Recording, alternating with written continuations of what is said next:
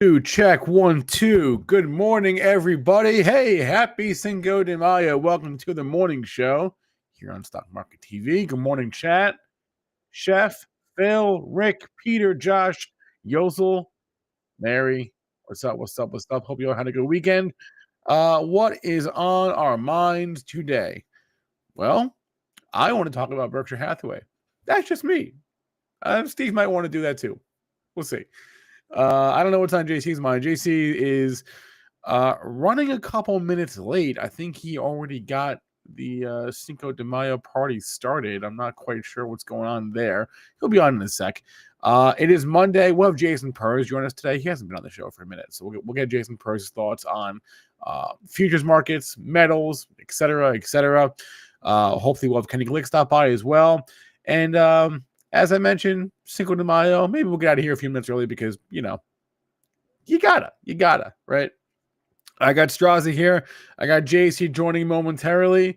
Let's get this show on the road, shall we? Go ahead and if you're watching us on YouTube, hit the like button, please. And thank you. I'd appreciate that. Here we go.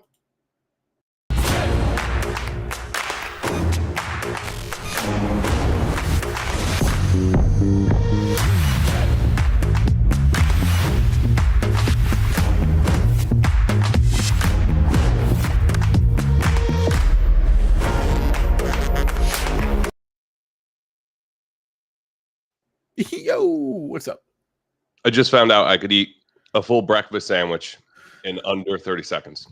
Have you ever seen those videos of when they used to do the NFL? Well, I guess for the NFL draft, they used to, serve all the TV hosts. They would, during the commercial breaks, they would give them like Subway sandwiches, and they would just scarf them like a whole Subway sandwich in like 30 seconds. Yep, that was you just now. You just did that. Listen, showbiz. There's no biz like showbiz. That's right. Got to eat fast. Eat fast or don't eat at all. So you had a good weekend? Yeah, it was all right. It was kind of rainy and cruddy here for most of it, but it is what it is. And Cinco de Mayo today, so you're getting out of here early for some margs. Yeah, that's right. Getting out early for some margs. Some margs and some tacos. That's what I'm doing. Listen, I could go for some guac today. I'm in the mood. Every day is a great day for guacamole. I wasted my entire childhood not liking avocados. What a waste that was. Oh, no. Now we eat avocado toast for breakfast every morning. What a waste. Anyway. So in other news, futures are lower. I mean, a little bit. Hey, but big finish last week, Spencer. Okay. Yeah. That's what you call sticking the landing, right? We come on here a lot, especially JC and I will say things like they got to stick the landing. That's what Friday was. We didn't really talk about, I think you and I mentioned it, but we didn't talk about it on the show that massive like buy algo into the close on, was it Wednesday, right? On the last day of the month. What was April 3rd? Yeah. Wednesday, right? Yeah. Wednesday, yeah.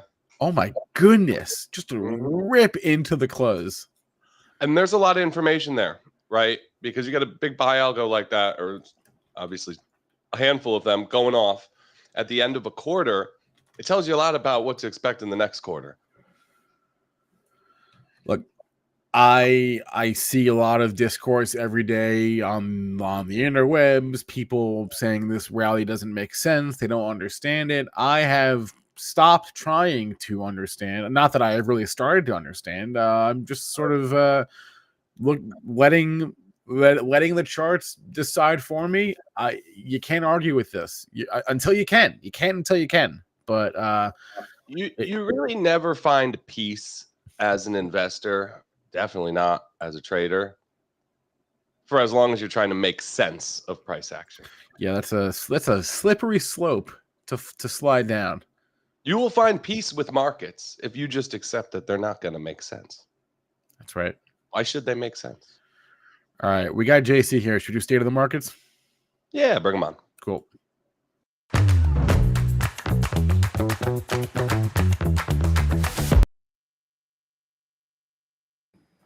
All right. Hey, buddy. That was a good SNL joke this weekend. Oh, I didn't watch. Trump signing the executive orders, and it goes, okay, Cinco de Mayo is now officially called May 5th. That's actually pretty funny. It's funny. Happy Cinco de Mayo, guys. Dow futures down almost 0.2%, down 258 points, 41,170. Wow. S&P 500 futures, after sticking the landing last week, down 50 handles, almost a full percent, 56.60. You got the NASDAQ 100 down a full percent this morning, 19,990. So, giving a little back, but I mean, what a week last week, like Strazza said. 30-year bond futures down 0.33%, 114.5. Crude oil was hit the hardest last night at the futures open. I saw now down only 2%, 57 for crude oil. Wow, is that lower? Copper up 1.5%, 474. Gold up 2.5%, 33.25. Silver up 1.2%, 32.5. With the VIX up to 24. And funny money, Bitcoin 94,322. Flat on the day. Ethereum 1,800 flat on the day. Solana just under 145, up a little bit, pretty much flat. With the total crypto market cap, Spencer Israel down to 2.89 trillion. 2.89 trillion crypto market cap. How do we feel about that? We feel okay. Go ahead, Spencer. No, we feel okay. So, JC, you would agree that we stuck the landing last week, Friday? Right? I think so. I mean, for me, we talk about follow through all the time. We talk about how one day doesn't make a trend in either direction, right? A trend is a series of higher lows and higher highs. Trends are a series of lower lows and lower highs. Rotation is consistent with healthy market environments. So this rotation into speculative growth that Strazza has been pounding the table on, obnoxiously so, and rightly so, is part of that. Those are just bullish characteristics for market. The German DAX closing the week at the highest levels ever. The European Bank ETF closing last week at the highest levels ever. These are not things you see in bear markets. Rotation are the things you see. Financials in general as an index in the United States acting well, which is no surprise because we have seen so much strength in Europe and India and China and in banks around the world. Now we're seeing in the US, so it's not that. So for me, here's the next big one. You ready? I want to hear Strazza's thoughts. So we got the Russell 2000 this morning. Russell 2000 this morning is doing what? It is down almost a 4%. So it's kind of like the S&P 500, down 85 basis points today. For me, the leadership, it's not for me. I guess my biggest interest is the leadership in small caps off the lows, which probably shouldn't be that much of a surprise. If I would have told you a month ago that the market was going to do what it did and then we're going to have an epic ripper, would you have said small caps would have been leaders in that environment or laggards? I think we'd all agree that being leaders there is consistent with that rotation, right? So super high short interest in the Russell 2000 small cap, IWM. Super high short interest in biotechs, multi-year highs in short interest. All-time highs in short interest in ARC. Regional banks up there in the industry groups with the highest short interest. So, for me, the vulnerability is in small caps. Make small caps great again, Strazza? I think they're at an inflection point. The small large ratios, they're at some really big levels, and it would be nice to see them lead off the low. I love this chart. I love this chart from Fonz. We've been on this chart. Who gets credit for this? Is this a Strazza chart or Fonz? I made this before any of them, but we'll give Fonz credit for it now because he's making them these days. No, marking charts up like this for 5 years now. Yeah, no, Fonz does a good job of taking our markups, kind of doing it in his own way and then keeping up with those. Well done, Fonz. Looks better than I could ever make it. But the point here is that you tend to see inflection points or big bottoms, at least some serious tradable lows in this ratio at larger market bottoms. Right? Bottoms for the broader market. That's what all these circles going back and showing. So I think that's interesting. And, I came on Friday's show. Do you guys remember what a good mood I was in Friday? Because I had the follow through feels. Remember I came on, I said, I really think it's going to be a special day. I just feel really good about today. It's because and then remind me, what were futures doing Friday morning? They were good. Yeah, they were up already. It was good and got better. But the spec techs were all popping pre-market. That's how I knew. You had the follow-through feels. You really got that big risk appetite, the big risk-on bang session finally on Friday. Risk appetite's been good overseas. It's been coming back in the more and more offensive groups. in the U.S., right? Hit big techs first. But then, I mean, the spaghetti rigetti is up 15%, and the space and the lunar labs and all the, space and exploration stuff and the quantum computing. Just a huge session for all things speculative. All the ARChy names Friday. That was great to see. Sold some doubles. Throw up, well done, Strazza. The ASTS doubled and the rigetti, the spaghetti rigetti. That's what we're calling it now. Okay, I like it. I'm into it. Can we? I feel like if we were having some spaghetti rigetti, like it would go. Like we would want we'd want maybe you know what I would go with? I would go with a Vino Nobile di Montepulciano. I asked you for a wine rec last week, and you didn't get back to me. Oh, maybe I was confused with your question. What were you eating? Did I ask about the Wagyu? Oh, what you pair with the Wagyu? Oh, we have to do a whole webinar about this because I've been toying with this question for many, many years. So I did a Brunello. Is that wrong?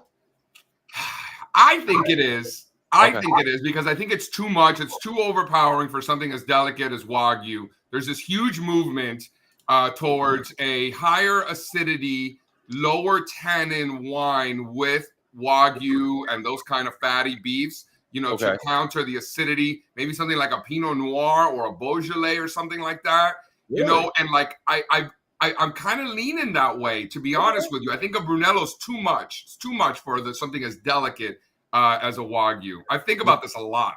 We'll try the Pinot Noir. That's interesting. I wouldn't have guessed that. Like a Burgundy, like a good Burgundy with some age in it. Yeah, sure. I think that's where my life is right now. Like it could have. It's always an evolution. It's always a work in progress. But right now is where I am. And also, speaking of which, where I am right now. Speaking of low tannins, the small cap, very characteristic of low tannins here. Can you show that, because this one's super interesting to me, Strazza. Should we ever expect these stocks to outperform again at this point? Well, hold on. Look at what he's about to show. Look. So I mean, for me, that's a big one. No. Let me see. Show me. Show him, Spencer. Okay. All right. You know what I mean? Fine. And then how about this one? Throw up the new slide 3 there, Spencer, please. So this one now, Strauss is gonna be like, oh, okay, now I'm interested, right? So this one's fascinating to me. Morningstar called Cathie Wood the wealth destructor, I believe, is the proper terminology. To her credit, in order to destruct as much wealth as she has, the most ever, she had to raise a lot of money. So, there's that, right? Babe Ruth also struck out like more than anybody. Cy Young, I think, lost more games than anybody ever, right? Yeah, it's like so shocking that the lady who does the best in bull markets is going to do the worst in bear markets. I can't believe it. Josh went out of around it. I want to give Josh a shout out. I talked to Josh last night, actually. Give him a shout out. Josh Brown, in his last book, he talks about sort of, the whole Cathie Wood sentiment towards her and everything like that. Kind of gives her some props, has her back. I thought that was cool of him. I thought that was cool of him. So highest short interest ever for these art stocks. So for a guy who's pounding the table and buying speculative growth, does it make you happy or unhappy that everybody hates what you're buying? Very happy. Always very happy. Yeah, I thought usually a good thing. I thought so. Usually so, what's the theme? And what's in the ARC ETF? What's in it? You got a lot of biotechs. You got a lot of words in there that end in therapeutics, right? Like, have you noticed? Like, there's this common theme of the word therapeutics just constantly put in these funds. Am I wrong? There is. My favorite is the twist of all the therapeutics. It is. Yeah, you're always talking about that. But, these are like out there names. Palantir, Tesla, Coinbase. Like, do these names sound familiar to you? The CRISPR Therapeutics is coiled up here at a shelf of old lows looking nice. And have you noticed biotechs? Well, also biotechs. Well, that's my point. Biotechs, highest short interest in 3 years, the XBI. Yeah. You got the Russell 2000, new 52-week highs in short interest. You got ARC, highest short interest ever. You got regional banks up there too, which you got a ton of regional banks in the small cap 2000. So, like, isn't that what we need to be buying? I mean, we have been, but, like, shouldn't we be buying more? See, Jack in the chat must have not been just listening to what we were saying. because it would make sense that large caps would do better than small caps and large growth would do better than speculative tech and speculative growth right now. But like Spencer and I were just saying, markets don't make sense. That doesn't mean small cap stocks can't outperform. Well, they haven't yet. I think you got to buy this base.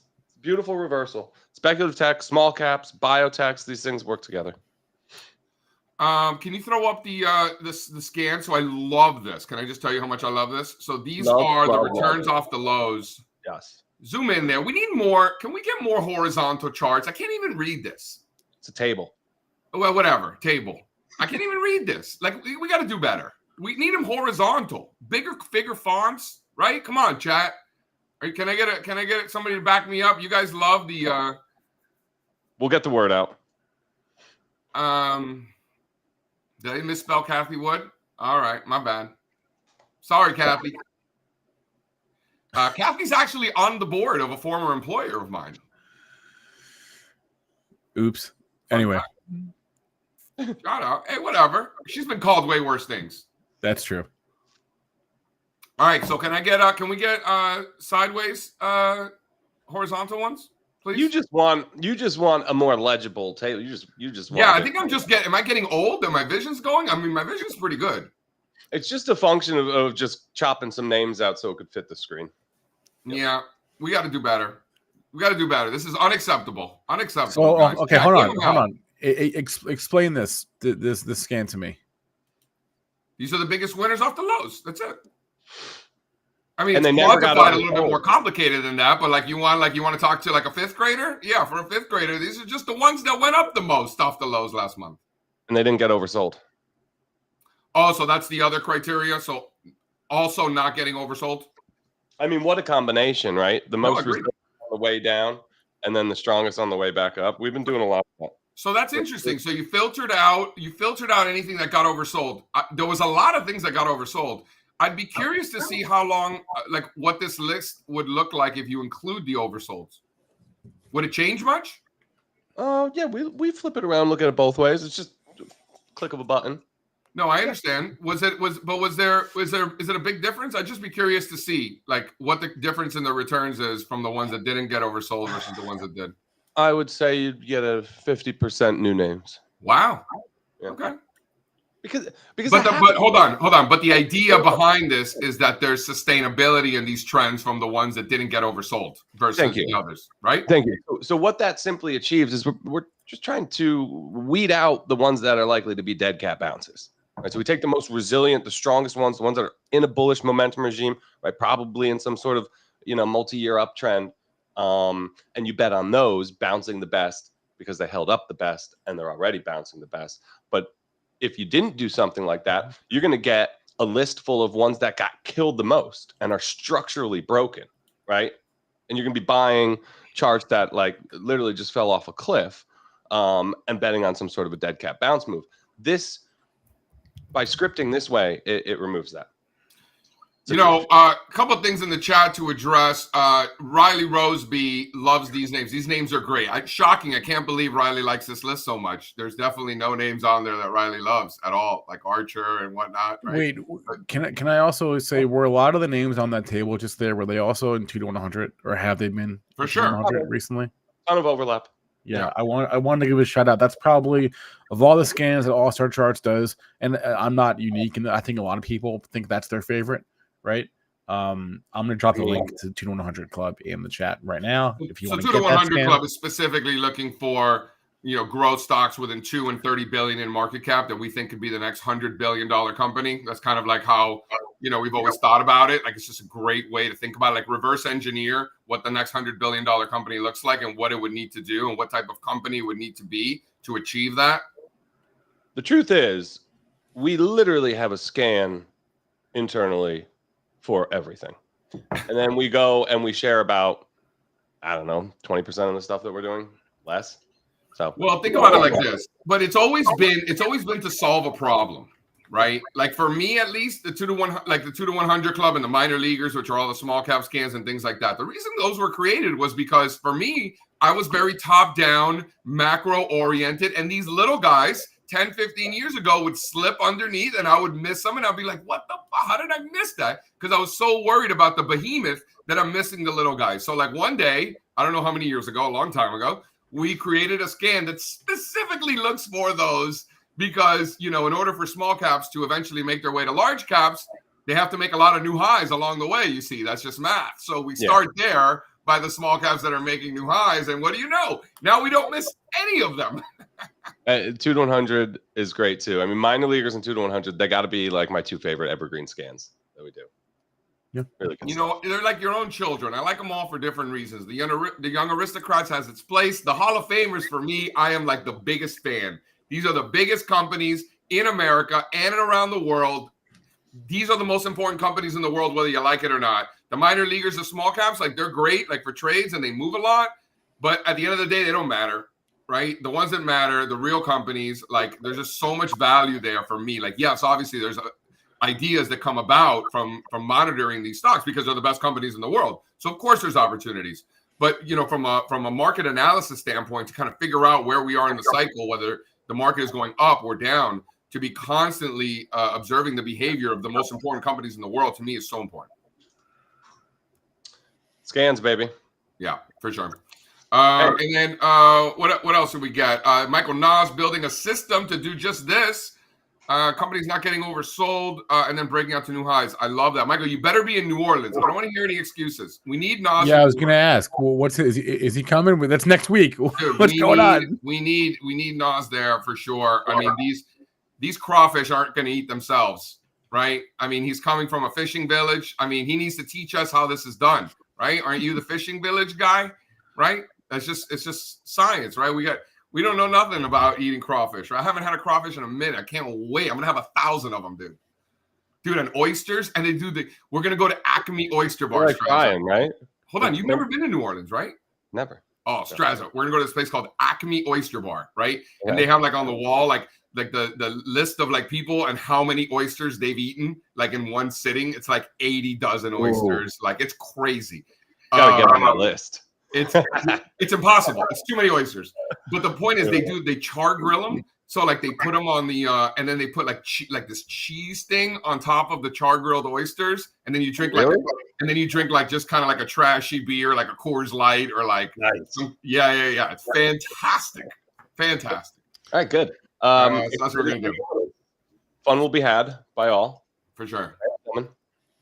Speaking of fun, shall we bring in Mr. Kenny Glick, please? Yeah, good segue. It's been a long time coming. They ain't come from my club, they tugging. Putting up numbers, 99 pounds, and I still kept it 100. Hola. Yeah. Kenny Glick. What's up? Roasting your oysters? Nah, do it the old-fashioned way. Shuck them and suck them. What's up, baby? No, yeah, 100%. Yes, agreed totally, and I will do that as well. But this particular establishment also takes some of them and they char grills them, and it is just a lovely experience. So, like, it's not it's an and. All right. Yeah, I would try it. Yeah. I love it. I could just do vodka and oysters all night, which is how I was introduced to cryptocurrency. That night, my buddy who flew in from Canada that day, we went out for oysters and vodka, and he convinced me to buy cryptocurrency. 27. And that's how I got into cryptocurrencies, by drinking vodka. I'll never forget that night. Yeah. I was like, you're paying? I love Bitcoin. Let's go. Mr. Kenny Glick, my man. We had quite the ripper over the last few weeks in equities. And the way I learned it from one of the great philosophers of our generation is that if you ain't fading, you ain't trading. Isn't that right? Well, there was no fading lately. We were just on a steady diet of buying the QQQ up to that 477 break, and now we got over 477. We got to 490. So we're actually into correction, or we need a correction of this monster bull market that we're in, which is basically what we're looking for right now. But now today there's not much to focus on as far as earnings reports, but man, I mean, you were right. I mean, this market, the bull market never really goes away. And this move right from 420 up to 490, 70 points on the QQQ in the last, 2.5 weeks? Yeah. We basically need some consolidation. So I've been talking about naked short strangles. Whoa, crazy times. So selling calls and selling puts on the Qs, because I think we're about to go sideways for a little bit longer now. And I think the top might be in for the year and the bottom are in for the year. So I sell premium above and below those prices and just collect some money while we sit and go sideways for a while. That's just my side piece. That's my side gig. But well, I'll tell you what. So as far as Kenny's trade selling strangles on the Qs, even though the volatility has gotten destroyed off the highs from a few weeks ago, it's still relatively elevated. So you're still getting paid for that trade. Not as much as you were getting paid a few weeks ago, right. But you're certainly still getting paid for it. It's not like, volatility is completely gone. It's just well off the high. So I don't hate that. What are your strikes that you're looking at, and how far out are you going? I usually go 6 months. Oh, you're going out that far? I go 3, 6, 9. Basically. I started out with leaps. Well, how much are you selling? What strike are you selling? Well, I was selling.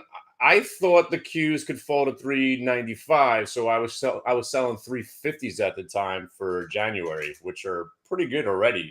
Yeah. A lot of these premiums have obviously come in, but when do you cover? Do you just let them all expire worthless, or is there a point where you cover? Usually, I let to go both sides to expire. But here's the crazy part. Every time I set these trades up, I'm thinking, all right, we're never going back up here. And those are the ones I have to get out of, the naked calls. It's never the puts, my friends. It's never the puts. And that's not a coincidence, because the market tends to rebound a lot quicker than it ever did before. I mean, think about what we did in August. Think about what we just went through just now. And we're already made most of that move back. So if you went naked at the wrong time, you're underwater. So I was selling premium above the highs. I'm talking about 590s, 610s, 620s. So I'm not in jeopardy on any of that. But right now they've all compressed, and they're profitable across the board.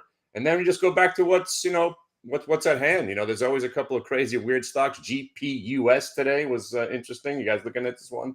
GPUS, talk to me. The kids turned out to be pretty exciting last week. I still got that one on the radar, KIDZ. But GPUS, I was just scanning the internet, and there's a couple of other people talking about this. There's a clone of me, by the way, on the internet, which is crazy. The guy talks like me. He doesn't look like me, thankfully, but just all about these crazy, weird stocks at the beginning of the day. And he was doing a pretty good job at it also, but he was talking about how you want to be the first ones in. You don't have to be the first ones in to these weird stocks, because usually the pump gets dumped, and then you'll get, some consolidation and another move up. Let me ask you something, Kenny. So, you don't normally go this far down the cap scale in terms of market capitalization. I would say probably 9 times out of 10, you're talking about real companies. This thing is, literally the definition of a pump and dump. At the very least, a pump. Who knows about the dump? But at the very least, a pump. But check the liquidity there. This is a tiny little one, so just keep that in mind. Any big ones? That? Well, you know what? I'm looking at Netflix. I haven't really traded it since earnings, but now that Trump's coming after it, I buy it. So anytime he says something negative about a stock, I'm involved. I want to be involved on the long side. It already had the faux show, bro. I don't have my charts up, but broke a new low, came back, broke VWAP. People got paid. So now, if you guys are watching Netflix, you're looking to a test. That 1,095 area. It holds that. That's where it kind of just broke from. And then we start getting a rally again. It looks like a buy. And again, that goes for the entire market. The buyers are here. I mean, it's obvious. So every dip has been a buy. Is it in? Is it faux show bro to the upside yet? Well, the whole market has faux show bro. No, Netflix. No, Netflix, you already had it. Yeah. So can you show it? Can I see it? Yeah, hang on a second. Let me get the chart up. My charts blew up for some reason on my Mac here. They're gone. Wait, give me a second. I'll try to load it up. But yeah, I mean, the market generally these last 3 or 4 days, they've been sort of quiet on the surface, but underneath, you had Apple and Amazon reporting, and it wasn't that much going on. But still, we stayed focused. Apple was kind of a dud last week, which was kind of surprising. Amazon was the better play on the upside, but still plenty of activity. Yeah, let me go. It's loading right now for you. Because Netflix had such a move higher, so the primary trend is up. So one of the things that Kenny is really good at is, something that's beat up and reverting higher, he's looking to take advantage of. Something that's ripping higher, that's rolling over. He's looking to take advantage of that to the short side. This is a really unique scenario, which is why I'm so interested in you showing. It's a very unique scenario. Throw that up, Kenny. It's a very unique scenario in that the primary trend in Netflix, obviously, has been higher. And then it's getting knocked down this morning because Trump, tariffs, or whatever, right? So this is in a primary trend, however, getting slaughtered. So Kenny's looking for a mean reversion higher within the context of an underlying uptrend, which is why I'm so interested in this trade. You feel me on that, Kenny? Yeah, you just described it exactly. Especially because, I was talking about this last week and the week before, bull. The stock was getting slammed every day. But at the beginning of the day, there was this great upside move, and then it would roll over and die, kind of just like every other pump and dump. So again, in the midst of that stock getting hammered, I was buying it every day for 2 weeks, and then it finally gave way. So Netflix, again, negativity, my default is when do I buy it? And you're basically looking at when I buy stock. So you see how it broke a new low and then it came right back? That's the fake out, shakeout, faux show. And then it breaks back above the level where it broke down from earlier. And then what period is that double bottom there? These are minute charts. So we're talking about this morning. Yeah, we're talking about 8 o'clock in the morning, 8:15. And here's your first. And again, the reason this trade is so great is that the levels that you see the pivots from are your out. So when you're wrong, not if, there's trades that don't work. Woo-hoo. If you're wrong and when you're wrong, those levels are your outs. But what we found since I've been watching this now going on 12 years, if you faux show under the VWAP and then break the VWAP, you're not late to the trade. In this case, you would have made money, but you had to sell out. But when you get more familiar with this chart pattern, you'll be buying the fake out, shake out. You'll be buying it in this move, selling it as it hits the VWAP, and then using the VWAP as icing on the cake. And when we have the earning reports, again, stocks that are in the news, that's the same kind of thing. News and earnings are one and the same. More volume, more better. This chart pattern underneath the VWAP, when you break above the VWAP, tends to start a whole new trend for the day. That's why you got the pre-market session, and then what happens in the regular session, you can kind of mimic what just happened pre-market, and usually the follow-through is better.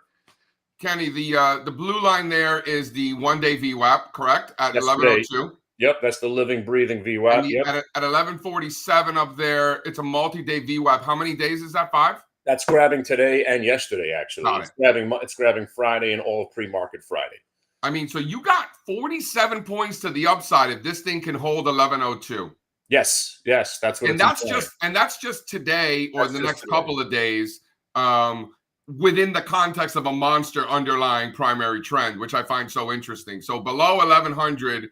You know, for me, there's not really anything there. And look, here's the cues right here. So basically, if you were looking for a reason to buy the cues, you got some foes and you got some shows, and now you got the VWAP break. So now all that chopping and all that downtrend, now it's testing VWAP from on top. You could think that, hey, this is just switched for the day. Netflix kind of hanging in there to hear the cues. So I'm looking again as a bear that has learned his lesson very, very well. The market tends not to stay down, and when people are thinking there's going to be another leg, another shoe to drop or leg, all that bullshit that people talk about when they're bears. And again, I know it generally doesn't get worse. The worst is already priced in. So again, I hate to be this bullish again, but I'm just still looking for buys. And if we go down to those levels and hold and we turn again, that's where we're buying. But I think that the easy money on the longs has been made. Palantir is going to show us the light tonight. They're reporting, so we'll see what they have to say. Reddit's out of the way. Carvana's coming. We still got so many earnings reports to watch. Even something like ExxonMobil last week. I never trade this stock, but look how beautiful it was just trading VWAP.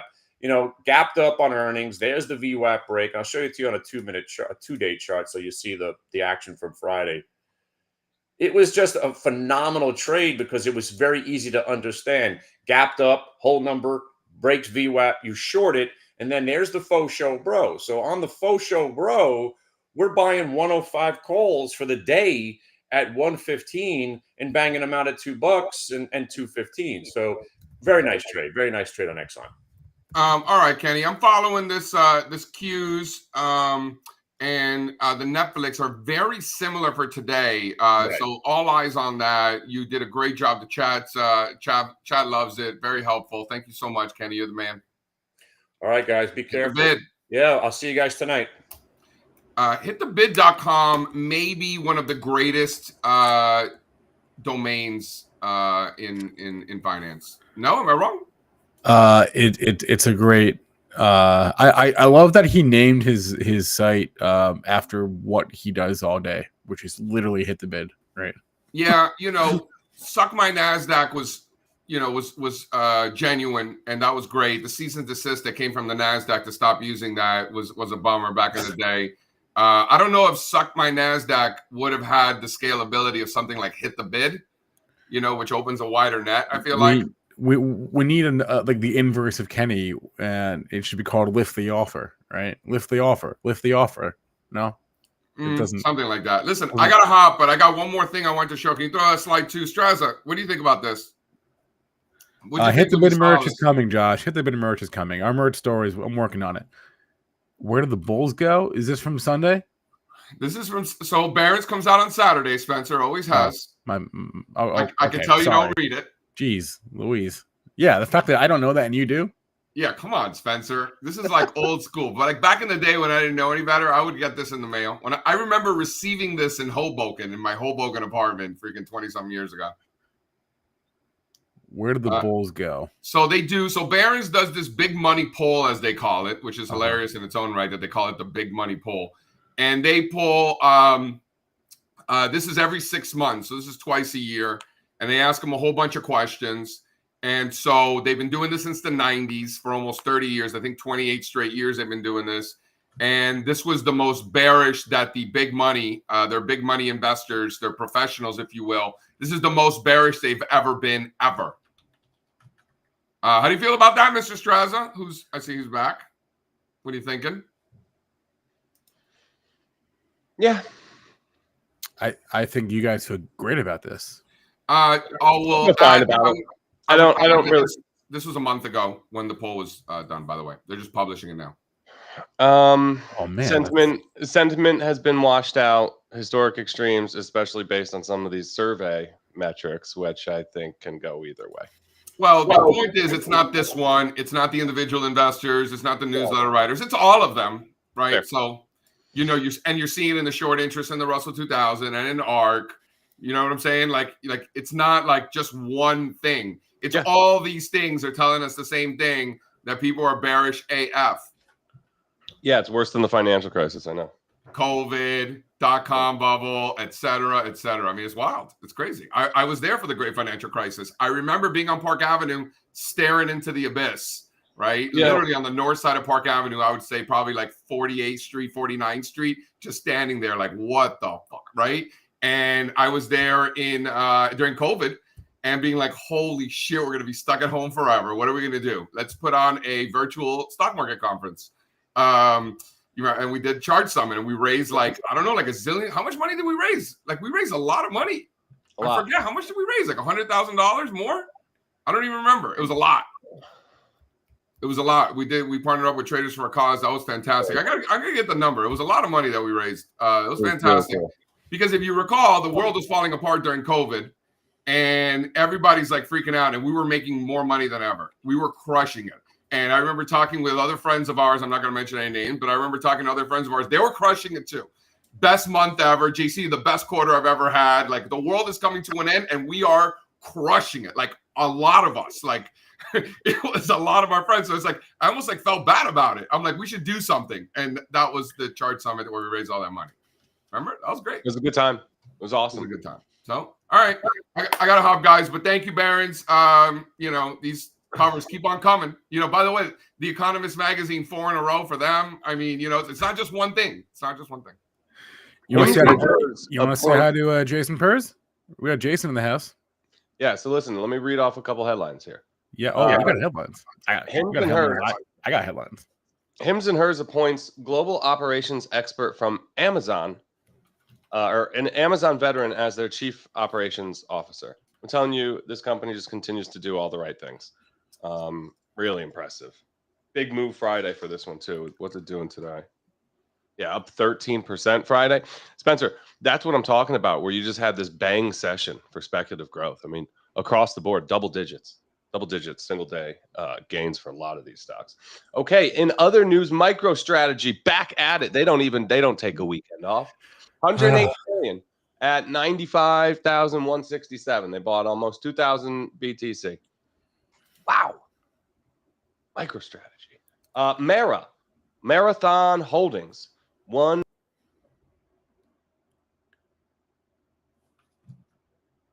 Uh-oh, we lost Steve. All right, great, because I got my own headlines. I'm not. Oh no, you're back. Okay. What happened? You're back. You were frozen, but now you're back. So Mara announces Bitcoin production and mining operation updates. Blah blah blah. I don't know what a hash rate is. Increased BTC holdings to 48,237. Not nothing. Wait, you don't know what hash rate is? I know what it is, but I don't know what it is. Okay. No, I don't understand it. All I know is it's basically your cost of production. Yeah. Yes. What the fuck does that mean, Spencer? Okay, I don't know. What about Berkshire? Today is going to be one of the most interesting days probably in the history of Berkshire Hathaway stock. It is part one of the two-part question, which is what happens when Warren Buffett goes away. So I was doing my favorite thing in the world on Saturday. I was shopping at Costco, and I saw the alert come through that Warren Buffett is stepping down, or he is recommending to the board that they appoint Greg Abel as the new CEO, which they then did yesterday. So effective January 1st, Buffett will not be the CEO. He'll still be the chairman, but he won't be the CEO. So yeah, every Berkshire investor under the sun has asked themselves the same question, which is what's going to happen to Berkshire Hathaway stock when Warren Buffett leaves the company. And he's still with the company and he's still alive, but it is down today. So far, it's days young, but not much of a reaction, right? For such a big announcement.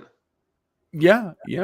Everyone down 3%. Everyone obviously saw this coming. The dude's 95 years old, and no one knew it was going to happen this weekend, right? I wish JC was here for this, because for years now, JC's been saying when Buffett steps down, you buy the stock, you buy it. You buy the dip. It's only 4%, 3%, unfortunately. But and it's one of those things, Spencer, where he's going to step down, right? Like you said, everybody knew that this announcement was eventually coming. We also knew that Greg Abel was going to be the guy. That wasn't a surprise either, right? So all of this, the market should have figured out. Still down a little bit here, but it's one of those things where it's like, is anything really going to change over there? You know what I mean? You don't think he'll be involved still? I don't know. Yeah. That part was not made clear at the meeting on Saturday. So I don't know, but it is, like I said, an interesting day for Berkshire Hathaway shareholders, of which I am one. So we'll find out. Also, before Jason, how much weed do you think Warren smoked before the shareholders meeting? Less than 0, if that's possible. We have to this morning, Strazza. I have to get Jeff Mackey on the line. Skechers going on the board. Private equity deal. Really? SKF getting acquired for $63 per share. That's a healthy premium. That's a healthy premium for a sneaker company. So good for them. Wow. That's great. Hey, you want to see deals? That's good stuff. You do. Speaking of risk appetite, Spencer, well, M&A appetite. You want to see some deals? That's a solid buyout. Mm-hmm. I haven't seen one of those in a minute. So that's cool. Skechers up 25% pre-market, and what did you say the deal price was? $63, which is where they were like before this whole trade war stuff started. Yep. All right, cool. Yeah. Stock's right back there, so looking good. I just saw another headline I wanted to read. Hold on. Nope, not Tyson Foods. Oh, NVIDIA. NVIDIA is considering adding Bitcoin to the balance sheet. Yeah? So you hear this? No, I didn't. But that doesn't do it. That doesn't do it for me. That doesn't change anything. Temu cut their U.S. digital ad spending by 31% in a 2-week period. Yeah, this is a strange company. That actually seems low. That I would have bet the over on that.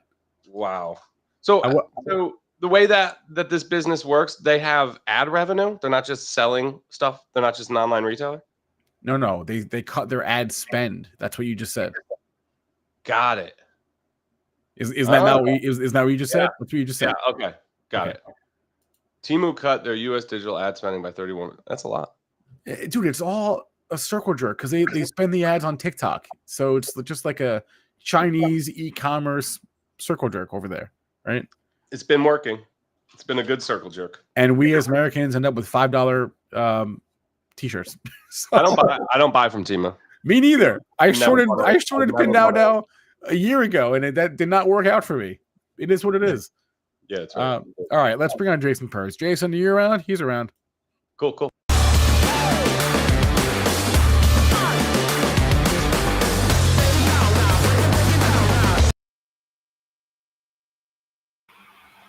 Jason Perz. Hey, what's up, guys? Hey, what's up, Steve, Spencer? Good to see people today. It's exciting for me. Are you celebrating Cinco de Drinko? No, I am not. No, I am celebrating the fact that we were talking about Temu and circle jerks, which was pretty funny. So I was having a really good time listening to that conversation. It's good, right? Yeah, good. I'm glad. All right, Made so my what's on day. your mind? What are you watching here this morning, Jason? Oh man, I think it's just interesting. We basically went all the way down and we wiped away the Trump Day, the Liberation Day, and we're kind of all the way back up to those levels again. So that's kind of interesting. I brought a slide. I think it's one of the last ones I brought. Yep. Wow. We erased all those losses, so that was kind of interesting to me.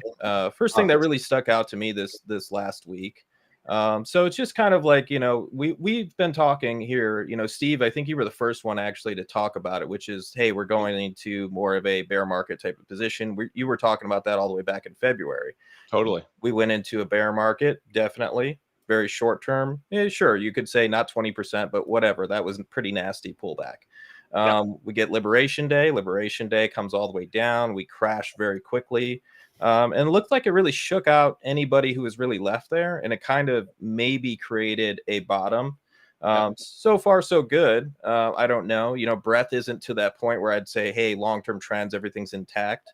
But it is looking quite interesting. But just this simple illustration of, hey, we got all the way back up there, kind of says that the market made a mistake. The market made a mistake. That's why we like those false breakdown patterns where they reverse. Market made a mistake, and now it's coming back up the other direction. Now, if it can hold it, that's saying something. If it goes all the way back down, it's saying something else. No, it's a great chart, Jason. It's, the market has done a tremendous job over the course of the past month now, repairing the damage, just repairing that damage, and wasted no time doing it. And if that was it, and we V out of here, it won't be the first abbreviated cycle of our career, will it? No. Happening, right? And as investors, as market participants, we have to remember, right, and take note of the way that cycles worked out and the way that bottoms played out in the past, and always keep an open mind. Like you said, back in February, I was thinking we could be going into a dark, deep bear market here. This could take a long time. But what happened? Data changed. Things started looking better and better and better. Risk appetite is back. We're repairing the damage at the index level. The rest of the world's on absolute fire. Everything looks pretty good out here. So maybe it's just another abbreviated cycle. Yeah, I mean, we've seen those V bottoms so many times, Steve. You and I have talked about, the fact of the banks even a few years ago. We're talking about the banks, and basically we get this quick crisis in the middle of our cycle. And you were talking about liking the fact that we get a crisis with a bottom. And that's what kind of continues to happen. So we have this Trump Day. We have Liberation Day. It comes all the way down. It V bottoms out. Same with the banks a couple years ago in February. Same with 2018. Same with 2020. I mean, there's a lot of V bottoms that have been happening. I guess the interesting thing is to see if this one holds. And there's an interesting comment in the chat here. My portfolio is still hurting because of the dollar going down relative to the euro. This is a real thing going on right now in most people's portfolios. You need to have some sort of short dollar exposure or dollar hedge in your portfolio. And that can be as simple as, Jason, I don't know, owning some gold. Yes. Or owning international ETFs, owning something like Vanguard Europe. That'll help you out, right? That'll help your portfolio wear what's been an awful year Yes. for US dollars. And we've been at All Star Charts Premium. We've been talking about these things from the Gold Rush to you, doing great things at Breakout Multiplier and so on. Yep. Yako, I was saying not to expect a bottom a month ago. You're absolutely right. Are you listening to the conversation that we're having right now? We're literally just discussing this. That as the data changes, as technicians, we change our minds. We talk about this kind of stuff every day on the show. That's our process. So yes, we can expect or anticipate something, maybe a more prolonged bottom. I was saying that a month ago. Absolutely. I'm not saying it now. So I don't know, maybe listen closer, unclog your ears, but this has been going on a lot. Yeah. Yep. As a trader, think about it. Steve could get on here today and say, I think the S&P or an analyst, you could get on here today. You could only write one time and you say, hey, the S&P 500 will probably be higher by the end of the year. You'll probably be right. But as traders, how do we trade that? Well, we got to know when we're going to get out of positions. We got to know in February, hey, we're in this position that it's kind of hitting a bunch of stops, it's hitting a bunch of exit signals and so on. The trends are changing. We're going to change with that. But then as soon as we get that bottom signal, as soon as we start to come the other direction, we're going to go that direction. That's how you trade. That's just trading. It's not about being right. It's about making money. What are you getting buy signals for these days? I always find that interesting. Yeah. So popping off of still a lot of international. We're still in a lot of international pretty heavily. We put up a bunch of winners the other day. We're talking about gold miners. We're talking about international stocks. Like over and over again, it's kind of the same story, which is weak dollar plays like we were talking about earlier. This is something that I think we do really well here at All Star Charts, which is understanding the fact that there's a whole different cycle that a lot of people haven't seen. Go all the way back to, the 2000s, we saw a weak dollar cycle. And that wins commodities, a bunch of international stocks and so on went up. Gold led the way. Silver really did well. A lot of these things did phenomenal during that time. And now fast forward to today, we're kind of in another weak dollar cycle, at least for the moment. I don't know if this continues on for a long time. We'll see. But for the moment and this year, we've been really right, nailing things like China, even starting back to last year. Steve and I, it's funny, Steve and I actually talked about how we would never buy China last year at some point. I'd never buy China. And I said it too. And I was like, I'll never buy China. And then this perfectly illustrates. Yep. This perfectly illustrates what Steve was talking about a second ago, because as the data changed, as we started a reverse trend, we all went, now we're going to buy China. And it's been a great trade. And that's how trading works. You always go to the best trade, the best trends, the next signal, whatever it is. That's what we do well here because we're technicians. I swear, Sean and I spent a couple days in Hong Kong a few years back, and we both came home after our experience, like never investing in China, never buying China, never in the long-term account. Can't do it, right? And a year later, you got this beautiful bottom shaping out, sentiment's washed out. These stocks are so goddamn cheap. We're like, always China, all the time. Now we love it. But now it's a thing to talk about. Now it's a thing that you and I we've talked about not doing it. Then we started to do it. Now we're talking about this huge rotation that's continued to happen, even though I think both of us were like, yeah, at some point this is going to change. And even during the pullback, it held up really well. And, we'll see how it goes. Maybe we're wrong to have changed our minds. We don't know. Yep. We don't know. But just check out all the big thing to take away from this is we're looking at weak dollar plays. And as long as we're looking at these weak dollar plays, we have things that we can buy to make money in this style of a market, whether it's volatile, up, down, or sideways, we can make some money. What's your favorite weak dollar play today? I think it's still probably the international stocks at the moment. I'm still probably thinking that those probably have more room to run. I'm a long-term trader, so looking at that over the next year. Do we have a chart of EFA? Because Jason, right? Just keep it simple. Look at the big overseas index. This is developed markets. EFA just printed a killer breakaway gap just Friday. It just happened.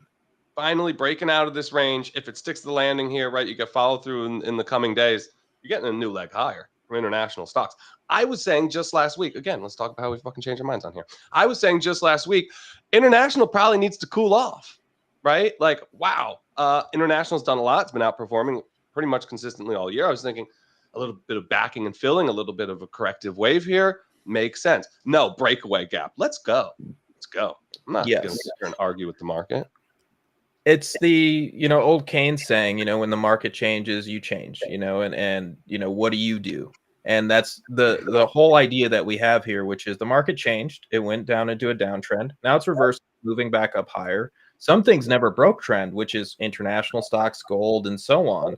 So those things that never broke trend to me are where I still kind of am focusing at the moment. I think that's important to focus in those areas because during those big pullbacks, you see where the winners are, and you want to always go to those. I know you wrote something recently kind of about that, finding the winners, the ones that bounce the most off of those bottom. That's important to do. And I think every trader should do that. If you're looking at things and you're looking at sectors, you're looking at commodities across asset classes, find what fell the most and start investing in that area. I mean, we've been just having a field day with our relative strength and leadership scans. And then what you do, right, is you identify the relative strength, right? You identify the potential leadership vehicles, right, to lead out of a situation like this or to be outperformers in the coming rally, right? But then you let momentum trigger it. You have a similar situation with your system where new highs is really your signal, right? So Yes. we have the list, we have the universe of stocks that have been exhibiting relative strength characteristics for whatever over the short and intermediate term. And then you wait for momentum to say, bang, now it's go time. And you got so many triggers. We had so many triggers going off on Friday because these speculative growth stocks, which many of them, believe it or not, have been relative strength leaders. They were up 10, 15, 20% in Friday's session. So triggering just beautiful entries. I think we could have a really big week here, a really big risk on week.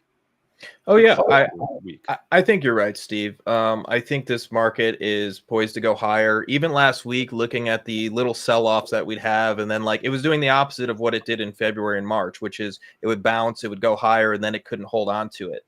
Now it's trying to go lower. It can't keep going lower. It just bounces up and moves higher off of the lows of the session over and over again. That's very bullish. The price action's bullish. Breadth continues to get more bullish. We'd like to see more trends start to really come into play and breadth to get a little bit stronger. But once again, it's like, hey, this looks really good. It's very constructive. I wouldn't bet against it. And the tape, you're right. The tape has been shifting just day by day, week by week. 3 weeks ago, the bears were coming out every afternoon, right? The sellers were dominating sessions. We're closing on lows. All of a sudden, where did they go? Where did they go? So we sit here as market participants and say, the bears got to come back and take another shot. They got to be coming out. They got to come out. Oh, this is a perfect place. This is a logical place for the sellers to show back up. But then what happens? They don't. They haven't come. So are we supposed to ignore it? Well, they should have come. They're still coming. I promise. They're still coming. No, that's the market telling you maybe they're not coming. Maybe they're gone. I don't know. Yeah, no, I agree. And I think, the big thing here is that looking across asset classes is going to be very important for traders. And just like the question earlier, hey, I'm losing money because of dollar weakness. Continue to try to find those areas. Continue to try to find those international stocks. The gold miners are up 39%, I think, in the GDX right now this year. I haven't looked recently. I don't know if it's sold off a bit more, but it's got to be over 30. Looking like another good session for gold. Yeah. So, I mean, you got to just continue to look at these areas and just not go, hey, I have to be in big tech. Hey, I have to be in these names. You are finding speculative growth names that are doing very well. There are different areas to invest in. You just have to be very diversified and look at things a little bit outside of big tech, big consumer discretionary, and big communications. Yep. Love it. Do we have a few minutes to talk about breadth here before we get off? Spencer, I had a couple charts I wanted to share this morning. Are we good with news? I think we hit all the big headlines. I don't really see anything. There's not much. Big thing for me obviously was the Buffett thing, and then like I mentioned, we got the Skechers deal. We haven't had a big takeover deal in a while, so no, I got nothing. We need to announce the Warren Buffett retirement again on tomorrow's show so that JC gets the news. We need to let him know about this. He was watching live. He knows. You think he was? Oh, he was at the shareholder. He was there. He was there.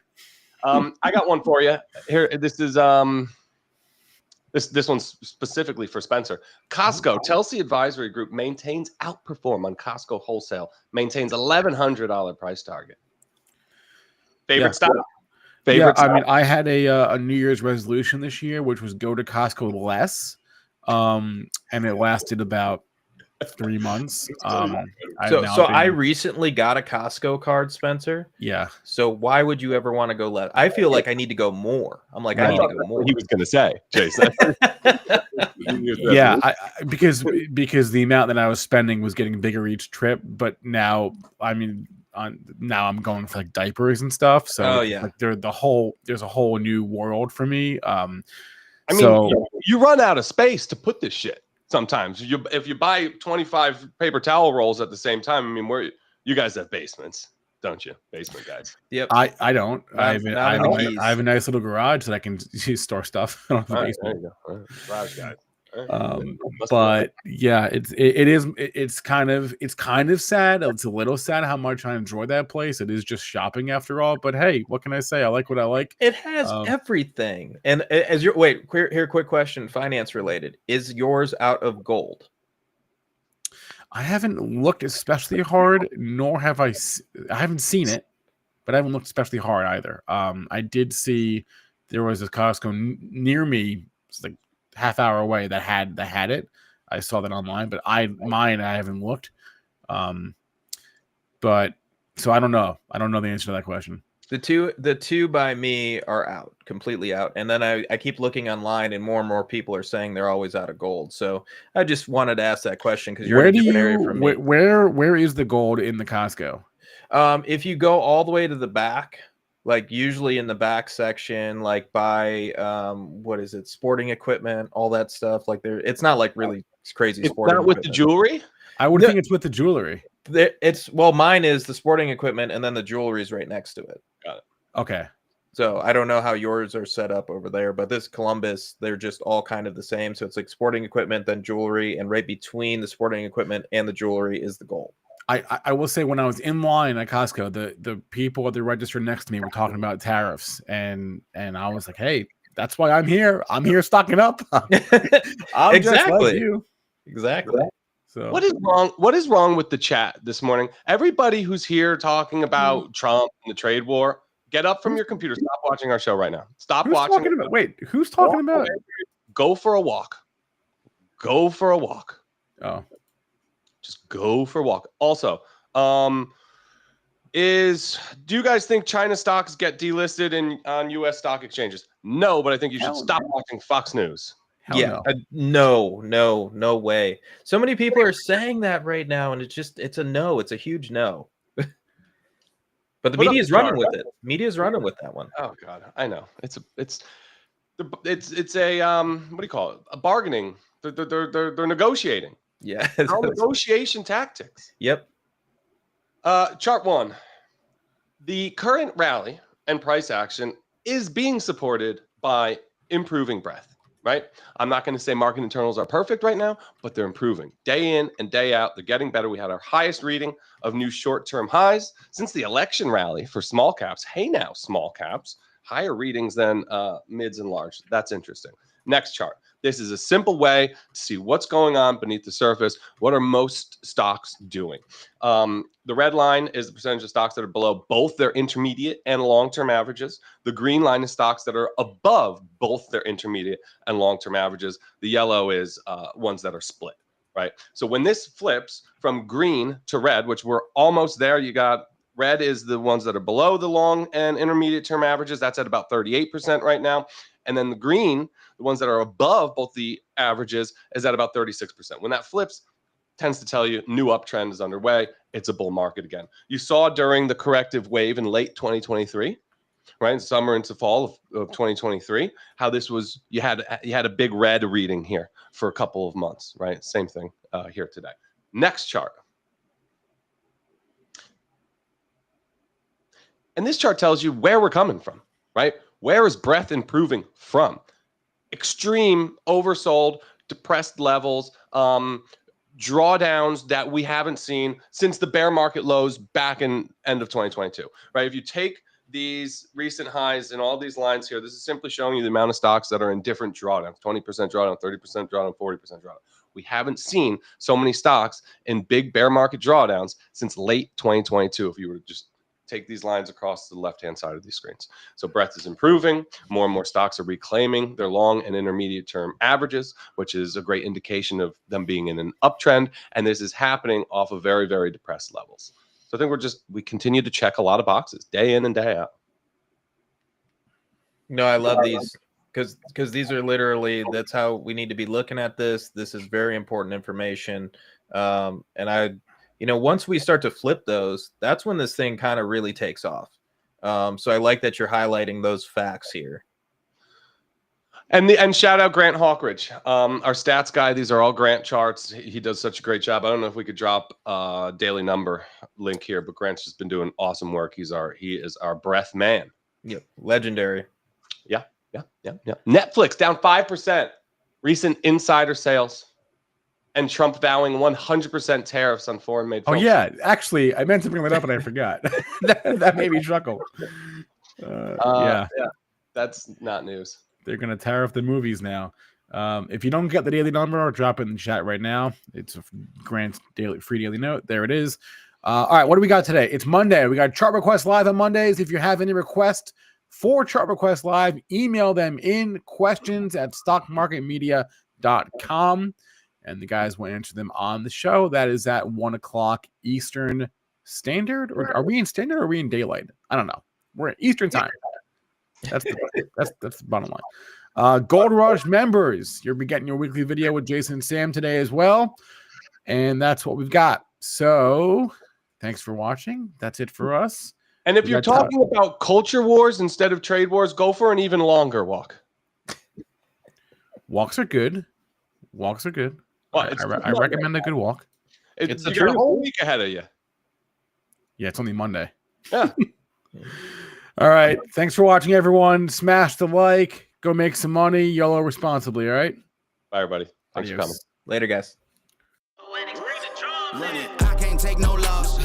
I don't even know what it